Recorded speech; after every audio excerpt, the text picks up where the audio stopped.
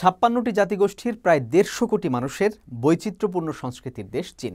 চীনা সভ্যতার যেমন আছে ৫,০০০ বছরের ঐতিহ্য, তেমনি আধুনিক জ্ঞান-বিজ্ঞান ও উদ্ভাবনেও সমান সচেষ্ট চীন। চীনের সদর অন্দরের নানা ঘটনার সবশেষ তথ্য উপাত্ত নিয়ে আমাদের আয়োজন জানা অজানা চীন। সঙ্গে আছি আমি সাজিদ রাজু। শুরুতেই অলিম্পিক্সের খবর। চীনে অনুষ্ঠিতব্য শীতকালীন অলিম্পিক্সের অন্যতম আকর্ষণ স্কিইং। অলিম্পিক্স সব ফিল্ড প্রস্তুত হয়ে যাওয়ায় ব্যাপক আগ্রহ উদ্দীপনা ছড়াচ্ছে বরফের উপর ছুটে চলার খেলা স্কিইং। বিশেষ করে অলিম্পিক্সের মূল পর্ব শুরু হওয়ার আগেই আলো ছড়াচ্ছে স্কিইংয়ের নিয়মিত অনুশীলন। এদিকে স্কি ফিল্ডেরই এক নিরাপত্তা কর্মী এখন চীনাদের কাছে এক জনপ্রিয় নাম। বেজিং অলিম্পিক্স ঘুরিয়ে দিয়েছে তার সাদামাটা জীবনের মোড়। আরও জানাচ্ছেন তানজিদ বসুনিয়া।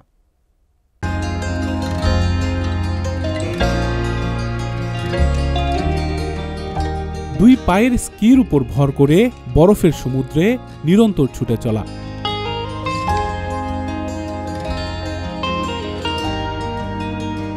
হাতের স্কি পোলসের সাহায্যে এদিক ওদিক ঘুরে বেড়ানো কিংবা আইস ট্র্যাকে জাম্প।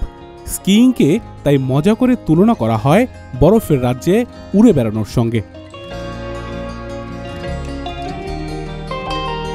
খেলার ধরন কিংবা বিচরণ ক্ষেত্র নানা কারণেই শীতকালীন খেলাগুলোর মধ্যে তুমুল জনপ্রিয় এই স্কিইং। তাই আগে থেকেই এই খেলার প্রতি বিশেষ ঝোঁক চীনা তরুণ তরুণীদের। স্কিইং নিয়ে চীনাদের আগ্রহে নতুন পালক যুক্ত করেছে শীতকালীন অলিম্পিক্স। বেইজিংয়ে অনুষ্ঠিত হতে যাওয়া বৈশ্বিক এই আসরের আগে তাই স্কিইংয়ের প্রতি আরও বেশি ঝুঁকছে চীনারা। শীতকালীন অলিম্পিক্সের সময় যত ঘনিয়ে আসছে, মজার এই খেলা নিয়ে আগ্রহ ততই বাড়ছে।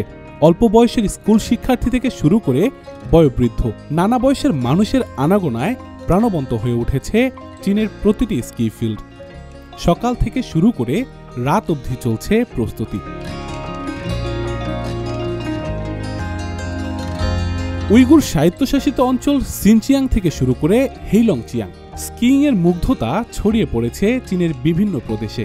তরুণ তরুণীদের পাশাপাশি বরফের এই রাজ্যে বিচরণে কেউ যাচ্ছেন জীবনসঙ্গীকে সাথে নিয়ে, কেউ বা হাজির সন্তানদের হাত ধরে। ৮-১০ জন মানুষের মতো স্কিইং এর প্রতি অসীম ভালোবাসা ছিল ৩৫ বছর বয়সী শিয়েথিং এর। সেই ভালোবাসা থেকেই কাজ নিয়েছিলেন স্কি রিসোর্টে।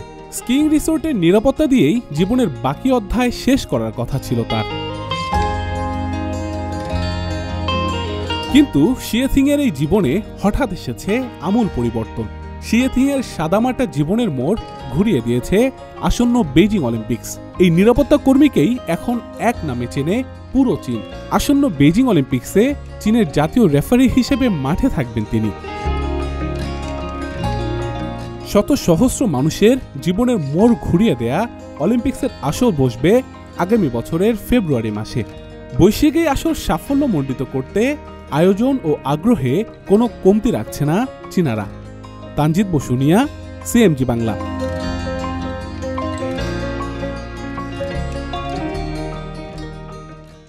বেজিং অলিম্পিক্সের ১২টি ভেন্যুই প্রস্তুত বলে জানিয়েছে চীনের পররাষ্ট্র মন্ত্রণালয়। সম্প্রতি এক সংবাদ সম্মেলনে এই কথা জানান চীনা পররাষ্ট্র মন্ত্রণালয়ের মুখপাত্র চাও লিচিয়ান। বেজিং অলিম্পিক্স সফল করার ব্যাপারে আন্তর্জাতিক সম্প্রদায় পুরো মাত্রায় বিশ্বাস স্থাপন করছে বলে মনে করে চীনের পররাষ্ট্র মন্ত্রণালয়। চীনা অ্যাথলিটদের ব্যাপক অনুশীলনই বেইজিং অলিম্পিকের প্রস্তুতিকে সম্পূর্ণ করেছে। এরই মধ্যে ১২টি ভেন্যু পুরোপুরি প্রস্তুত। এসব ভেন্যুতে যারা কাজ করবেন তাদের দলও তৈরি হয়ে গেছে। আমাদের এই প্রস্তুতি নিয়ে আন্তর্জাতিক ক্রীড়া অঙ্গনও প্রশংসা করেছে। দু একটি ঘটনায় চীন ভারত পরস্পরকে বিব্রত করা উচিত হবে না বলে মন্তব্য করেছেন চীনের পররাষ্ট্রমন্ত্রী ওয়াং ই। এদিকে অর্থনৈতিক ও বাণিজ্যিক বিষয়গুলো নিয়ে রাজনীতি না করতে ইউরোপীয় ইউনিয়নের প্রতি আহ্বান জানিয়েছে চীন। আর অন্যদিকে খেলাকে রাজনীতির হাতিয়ার বানানোর যে কোনো উদ্যোগের বিরুদ্ধে চীন অবস্থান নেবে বলে জানিয়েছে পররাষ্ট্র মন্ত্রণালয়। প্রতিবেশী দুই দেশ চীন ভারতের মধ্যে নানা বিষয়ে মতবিরোধের খবর বেশ পুরনো। তবে চীনের চাওয়া ছোটখাটো মতবিরোধ এড়িয়ে সহজেই বন্ধুপ্রতিম হতে পারে এই দুই দেশ। সম্প্রতি ভিডিও লিঙ্কের মাধ্যমে অনুষ্ঠিত এক বৈঠকে এমন মনোভাব পোষণ করেন চীনের স্টেট কাউন্সিলর ও পররাষ্ট্রমন্ত্রী ওয়াং ই। চীনে নিযুক্ত ভারতের বিদায়ী রাষ্ট্রদূত বিক্রম মিস্ত্রির সঙ্গে এক বৈঠকে তিনি বলেন, চীন ভারত সম্পর্ক হওয়া উচিত আরও বন্ধুত্বপূর্ণ ও সহযোগিতা ভিত্তিক। চীনা পররাষ্ট্রমন্ত্রী আশা প্রকাশ করে বলেন, দুই দেশের সম্পর্ক আরও গভীর ও সহযোগিতামূলক হবে। একে অপরকে ভুল না বুঝে ভারত ও চীনের উচিত পারস্পরিক বোঝাপড়া জোরদার করা। দু একটি ঘটনায় পরস্পরকে বিব্রত না করে উভয় পক্ষের দীর্ঘমেয়াদী দৃষ্টিভঙ্গি পোষণ করা উচিত বলেও মন্তব্য করেন ওয়াং ই। উন্নয়নশীল দেশ হিসেবে উভয় দেশের একে অপরের পাশে দাঁড়ানো উচিত বলেও মন্তব্য করেন তিনি। এ সময় বিদায়ী ভারতীয় রাষ্ট্রদূত বিক্রম মিস্ত্রি বলেন, চীন ভারত সম্পর্ক এগিয়ে নিয়ে যাওয়ার ক্ষেত্রে তিনি ভূমিকা পালন করে যাবেন। আমাদের দুই দেশের উচিত অংশীদার ও বন্ধু হওয়া। আমাদের পারস্পরিক সমন্বয় শক্তিশালী করা ও সহযোগিতা জোরদার না করার কোনো কারণই থাকতে পারে না। আমরা সবসময় বিশ্বাস করি ভারত চীনের মধ্যকার বর্তমান কঠিন সম্পর্ক সাময়িক এবং সমন্বয় অপরিহার্য।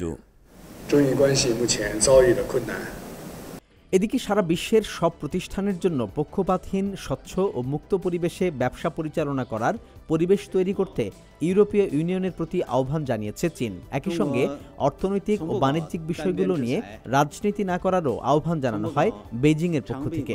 চীনের বিরুদ্ধে অস্ত্র হিসেবে বাণিজ্যকে ব্যবহারের যে পরিকল্পনা করেছে ইউরোপীয় ইউনিয়ন, তার জবাবে এমন মনোভাব পোষণ করে চীনের পররাষ্ট্র মন্ত্রণালয়। একপাক্ষিক অবরোধ, বিচার বিবেচনা ও বিদেশি কোম্পানির যে কোনো ধরনের নিপীড়নের বিরুদ্ধে কোনোভাবেই চীনকে জোর জবরদস্তির দায়ে দোষী করা যাবে না।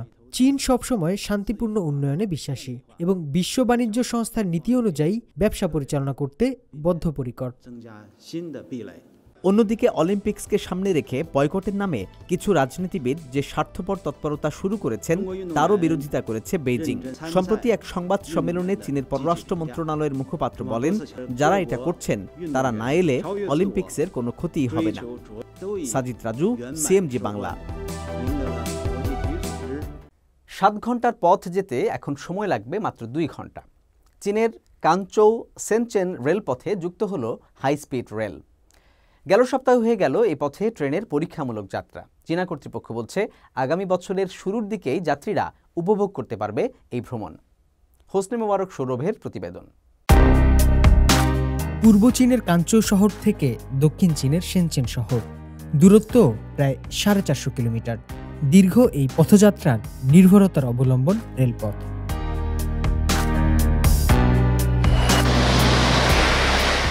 এবার এ পথে সংযুক্ত হল উচ্চগতির ট্রেন। সম্প্রতি হয়ে গেল এই রেলপথে ট্রেনের প্রথম ট্রায়াল রান বা পরীক্ষামূলক চলাচল কার্যক্রম।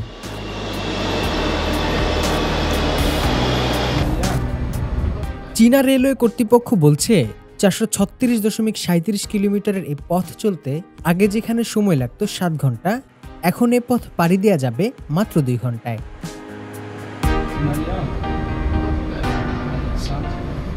এ পথে ঘন্টায় 350 কিলোমিটার বেগে ছুটবে ট্রেন। মোট 14টি স্টেশন থাকবে এখানে।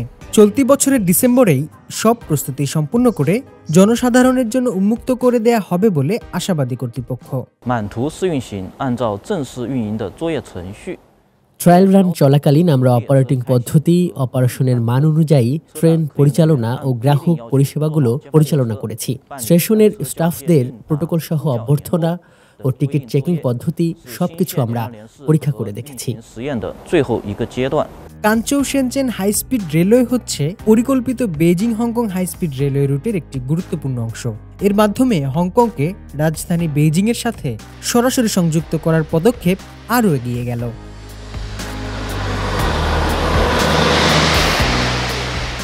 গেল সপ্তাহের শনিবার সকালে কাঞ্চৌ থেকে শেনচেনের উদ্দেশ্যে যাত্রা করে প্রথম ট্রেন। হোসনে মোবারক সৌরভ, সিএমজি বাংলা।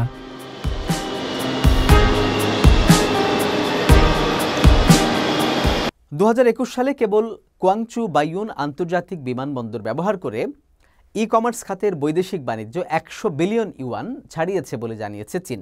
চীনের কাস্টমস বিভাগ প্রকাশিত তথ্যে এই খবর জানানো হয়েছে।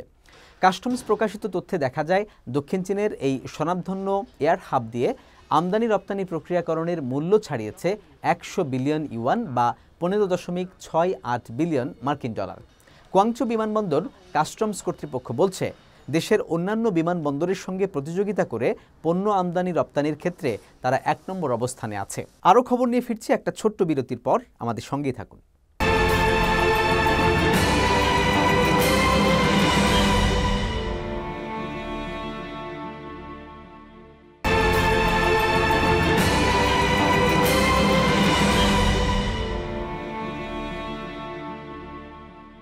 বিরতির পর আবারও স্বাগত জানাচ্ছি জানাও জানা চীনে।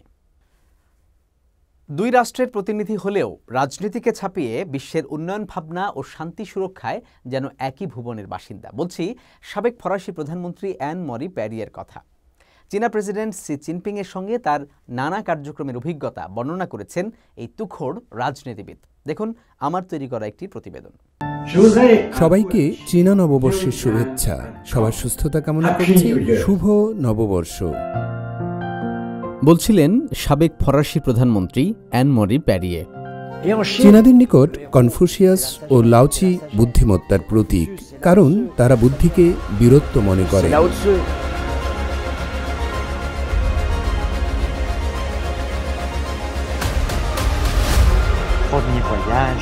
গত 50 বছর ধরে আমি চীনের উন্নয়নের উপর দৃষ্টি রাখছি, তবে চীনের দ্রুত পরিবর্তনে আমি অবাক হয়েছি। গত শতাব্দীর 70-এর দশকে আমি প্রথম চীনে আসি। সে সময় আমি একজন ছাত্র ছিলাম, চীনা ভাষা বলতে পারতাম না, তবে আমি সবসময় একজন মনোযোগী পর্যবেক্ষক। চীন যে বিস্ময়কর উন্নয়ন সাধন করেছে তা কেউ কল্পনাও করতে পারে না। 2003 সালে সার্সের প্রকোপ চলাকালে তৎকালীন ফরাসি প্রধানমন্ত্রী অ্যান মরি প্যারিয়ে এক সরকারি সফরে চীনে আসেন। 2011 সালের 12 এপ্রিল গণমহাভবনে শি জিনপিংয়ের সঙ্গে সাক্ষাৎ করেন অ্যান মরি প্যারিয়ে। প্রেসিডেন্ট শি জিনপিংকে পুরনো বন্ধু বর্ণনা করে তিনি বলেন, তারা পরস্পরকে দীর্ঘ সময় ধরে চেনেন। বিশ্বশান্তি সুরক্ষায় দুজনের প্রয়াস ও লক্ষ্য অভিন্ন বলেও জানান এই সাবেক প্রধানমন্ত্রী। তিনি প্রধানমন্ত্রী থাকাকালীন দুদেশের সরকার ফ্রান্স চীন সাংস্কৃতিক বর্ষসহ নানা অভিজ্ঞতা বিনিময় করে বলে স্মৃতিচারণ করেন এই সাবেক ফরাসি প্রধানমন্ত্রী। 2014 সালের 26 মার্চ শি জিনপিং ফ্রান্সের প্যারিস সফর করেন জানিয়ে তিনি বলেন, শি জিনপিংয়ের কাছ থেকে মৈত্রী পদক পান তিনি। এই পদক তার চীন ফ্রান্স ও চীন ইউরোপ সম্পর্ক উন্নয়নে 50 বছরের প্রচেষ্টার স্বীকৃতি বলেও উল্লেখ করেন তিনি।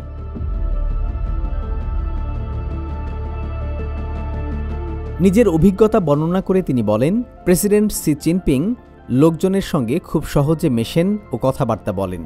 তিনি সবসময় সবার প্রতি সমবেদনা দেখান। তাই শি জিনপিং চীনের বিভিন্ন মহল থেকে সুস্পষ্ট ধারণা অর্জন করেছেন, যা তাকে অনেক উৎকৃষ্ট কাজ সম্পর্কে জানতে সাহায্য করেছে। ফরাসি এই প্রধানমন্ত্রী বলেন, প্রেসিডেন্ট শি দৃঢ়চেতা মানুষ। তিনি সবসময় প্রধান ও মূল বিষয় তুলে ধরতে পারেন। বিশেষ করে দারিদ্র্য বিমোচনে চীন ও বিশ্বের জন্য তার ভূমিকা খুব গুরুত্বপূর্ণ। আমি প্রেসিডেন্ট শি জিনপিং এর নতুন বই পড়েছি। খুবই গভীর জ্ঞানের আধার এটি। আমি খুব অবাক হয়েছি। বইয়ের সবচেয়ে বেশি উল্লেখিত শব্দটি হল উদ্ভাবন। চীন উদ্ভাবনের মাধ্যমে উন্নয়ন সাধন করেছে মন্তব্য করে তিনি বলেন, প্রেসিডেন্ট শি জিনপিংয়ের দেশ প্রশাসন শিরোনামের বইয়ের প্রথম সংস্করণে তার নাম সই করে তাকে দিয়েছেন। সেই বইয়ে প্রেসিডেন্ট শির অটোগ্রাফ আছে এবং দুজনের সম্পর্ক রাজনীতিকেও ছাড়িয়ে গেছে বলে জানান তিনি। আমার মনে পড়ছে বোয়াও এশীয় ফোরামে শি জিনপিং বলেছিলেন, আমরা একা একা সাফল্য অর্জন করতে পারি না, আমরা অন্যান্য দেশ থেকে বিচ্ছিন্ন থাকতে পারবো না। বিশ্বের ভবিষ্যৎ কোনোভাবেই কোনো একটি দেশের একার হাতে নেই। বিভিন্ন দেশের সহযোগিতা বিশ্বের ভবিষ্যৎ সৃষ্টি করে।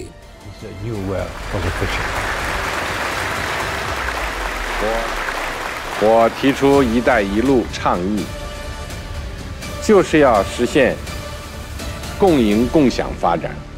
2017 সালের 18 জানুয়ারি জেনেভায় জাতিসংঘ সদর দপ্তরে অনুষ্ঠিত হয় মানবজাতির অভিন্ন স্বার্থের কমিউনিটি গঠন সংক্রান্ত এক সম্মেলন। সেখানে বক্তব্য দেন সি জিনপিং। দারিদ্র্য বিমোচনে সি জিনপিংয়ের ভূমিকার কথাও বর্ণনা করেন তিনি। এটি প্রেসিডেন্ট শি জিনপিংয়ের মহৎ উদ্যোগ, প্রতিশ্রুতি, পরিকল্পনা ও মানবজাতির অভিন্ন স্বার্থের কমিউনিটি তার সদিচ্ছার এক সুদূর প্রসারী প্রস্তাব। তাহলে কিভাবে মানবজাতির অভিন্ন স্বার্থের কমিউনিটি প্রতিষ্ঠা করা যায়? সহযোগিতা ও পারস্পরিক কল্যাণের মাধ্যমে এটি বাস্তবায়িত হবে বলে মনে করেন শি জিনপিং। বিশ্বকে যুদ্ধের মতো বিশৃঙ্খলায় ঠেলে দেওয়ার চেয়ে বিভিন্ন দেশের মধ্যে সহযোগিতা জোরদার সবচেয়ে ভালো বিকল্প। আন্তর্জাতিক সহযোগিতা এই সংকট মোকাবেলার অন্যতম উপায়। তিনি আরও বলেন, এটি এক অঞ্চল এক পথ উদ্যোগের তাৎপর্য। তিনি মনে করেন প্রেসিডেন্ট সি খুব দূরদৃষ্টি সম্পন্ন একজন নেতা। সামাজিক বাস্তবতার মুখে তিনি জনগণকে ব্যাপক সমবেদনা বোধ প্রকাশ করছেন। তার মতে প্রেসিডেন্ট সি জিনপিং ক্ষমতাসীন হওয়ার পর যে কাজগুলো করেছেন সেগুলো তার চেনা সির চরিত্রের সঙ্গে পুরোপুরি সঙ্গতিপূর্ণ। সাজিদ রাজু, সিএমজি বাংলা। এবার ট্রাফিক সিস্টেমেও কৃত্রিম বুদ্ধিমত্তার প্রয়োগ করতে যাচ্ছে চীন। এরই মধ্যে শুরু হয়েছে পরীক্ষামূলক কার্যক্রম। ট্রাফিক পুলিশের সদস্যরা কৃত্রিম বুদ্ধিমত্তার সঙ্গে নিজেদের সমন্বয় করতে শিখছেন নানামুখী কৌশল। চীনের প্রযুক্তি বিশেষজ্ঞদের মতে কৃত্রিম বুদ্ধিমত্তার প্রয়োগে আরও সংশোধনী আনা গেলে পরিপূর্ণ গতি আসবে ট্রাফিক ব্যবস্থাপনায়। হাবিবুর রহমান অভির প্রতিবেদন। The concept of city brain, বিষয়টি বুঝতে পারা খুব একটা সহজ কাজ নয়। বিষয়টি সবার সামনে বিশ্লেষণ করা আরও কঠিন একটা কাজ। তবে এমন পরিস্থিতির মুখোমুখি হতে গিয়ে এ কাজে বেশ পারদর্শী হয়েছেন চীনা প্রতিষ্ঠান আলিবাবা গ্রুপের প্রযুক্তি বিষয়ক পরিচালনা কমিটির চেয়ারম্যান ওয়াং চিয়ান। ক্লাউড কম্পিউটিং প্রোগ্রামের অন্যতম উদ্যোক্তা হিসেবে তিনি সবসময় চেষ্টা করেন খুব চমৎকার করে বিষয়বস্তু সবার সামনে তুলে ধরার। এবার তার লক্ষ্য চীনের ট্রাফিক সিস্টেমকে কৃত্রিম বুদ্ধিমত্তার আওতায় আনা। রাস্তার পাশে পার্কিংয়ে থাকা গাড়িগুলো শনাক্ত করা কঠিন একটি কাজ সাধারণ রোবটের জন্য, কারণ অধিকাংশ গাড়ি দেখতে প্রায় একই রকম। তবে এক্ষেত্রে কৃত্রিম বুদ্ধিমত্তা ব্যবহার করা গেলে শনাক্তকরণ পদ্ধতিতে গতি আসবে। চীনের ট্রাফিক পুলিশ সদস্যরা প্রথমবারের মতো কৃত্রিম বুদ্ধিমত্তার সঙ্গে সমন্বয় করে কাজ করতে যাচ্ছেন। এক অন্যরকম অভিজ্ঞতা হচ্ছে তাদের। আমরা এরই মধ্যে কয়েকটি প্রশিক্ষণ কর্মশালার আয়োজন করেছি। সড়কের দুর্ঘটনা এড়িয়ে যান চলাচল সহজ করতে কৃত্রিম বুদ্ধিমত্তা দারুণ কাজ করবে বলে আশা করছি আমরা।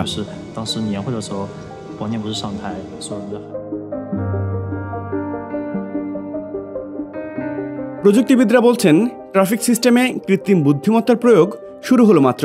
ইন্টারনেটের সর্বোচ্চ ব্যবহার নিশ্চিত করা গেলে আরও বড় পরিসরে কৃত্রিম বুদ্ধিমত্তার প্রয়োগ কার্যকর হবে নিশ্চয়। হাবিবুর রহমান অভি, সিএমজি বাংলা। পরিবেশবান্ধব পণ্যের মতো চীনে স্বাস্থ্যসম্মত পণ্যের ব্যবহার বাড়ছে দ্রুত। চায়না একাডেমি অফ সায়েন্স বলছে 2025 সাল নাগাদ দেশটিতে চিনিমুক্ত পানীয়র বাজার প্রায় 23 বিলিয়ন ইউয়ান ছাড়াবে। মার্কিন ডলারে এর পরিমাণ 3.56 বিলিয়ন। বিশেষ করে চিনিমুক্ত এনার্জি ড্রিঙ্কস কেঙ্কি ফরেস্ট প্রায় 80% বাজার দখল করেছে। বিশেষ করে তরুণদের মাঝে বেশ সাড়া ফেলেছে এই ব্র্যান্ডের পানীয়। এর মধ্যে গেল 12 মাসে অন্তত 30টি নতুন ফ্লেভারের পানীয় বাজারে এনেছে কোম্পানিটি। আগামী 6 মাসের মধ্যে আরও একটি নতুন পানীয় বাজারে আনবে এই প্রতিষ্ঠান। এত সাড়ার পেছনে বিপুল বিনিয়োগও কাজ করেছে। পরিসংখ্যান বলছে চিনিমুক্ত পানীয় বাজারে আনতে এই কোম্পানিটি গবেষণা ও উন্নয়ন খাতে ব্যয় করেছে বিপুল পরিমাণ অর্থ। বিশেষ করে গেল 9 মাসে এই খাতে ব্যয় বেড়েছে 350% বেশি। স্থানীয় ও আঞ্চলিক পর্যটন বিকশিত করতে চীনের ম্যাকাওয়ে আয়োজন করা হয়েছে আলোক উৎসবের। মহাকাশে নানা তথ্য উপাত্ত সামনে রেখে আয়োজন করা এবারের উৎসবে যোগ দিয়েছে অসংখ্য পর্যটক। শান্তা মারিয়ার প্রতিবেদন। চোখ ধাঁধানো আলোর খেলা। ভবনের গায়ে ফুটিয়ে তোলা আলোক প্রক্ষেপণে মূর্ত হয়ে উঠেছে ড্রাগন, কখনো বা বিচিত্র গোলক।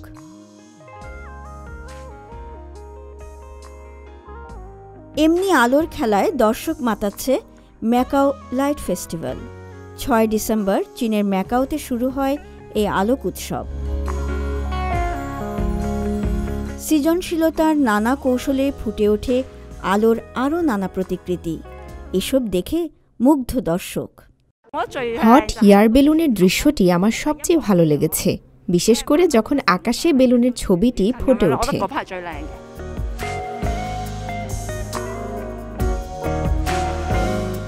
ম্যাকাও লাইট ফেস্টিভ্যাল 2021-এর থিম ট্রাভেলার্স ফ্রম মার্স বা মঙ্গল গ্রহের পর্যটক।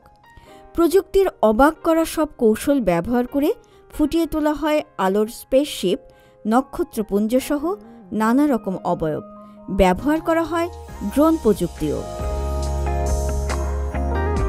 ম্যাকাওর বিভিন্ন প্রান্ত থেকে যেমন দর্শক এসেছেন উৎসবে, তেমনি চীনের মূল ভূখণ্ড থেকেও এসেছেন বহু পর্যটক।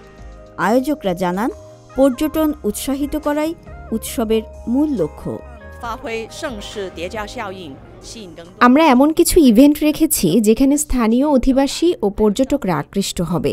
এতে স্থানীয় অর্থনীতি লাভবান হবে, ব্যবসা বাড়বে, পাশাপাশি রাত্রিকালীন অর্থনৈতিক কার্যক্রমগুলোও গতি পাবে।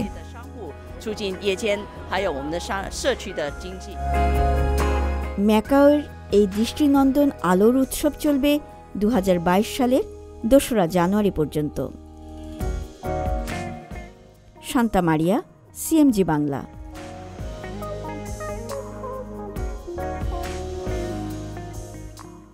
দর্শক, এই ছিল আমাদের এবারের আয়োজনে। আগামী পর্বে আবারও দেখা হবে। সে পর্যন্ত ভালো থাকুন, সুস্থ থাকুন। আল্লাহ হাফেজ।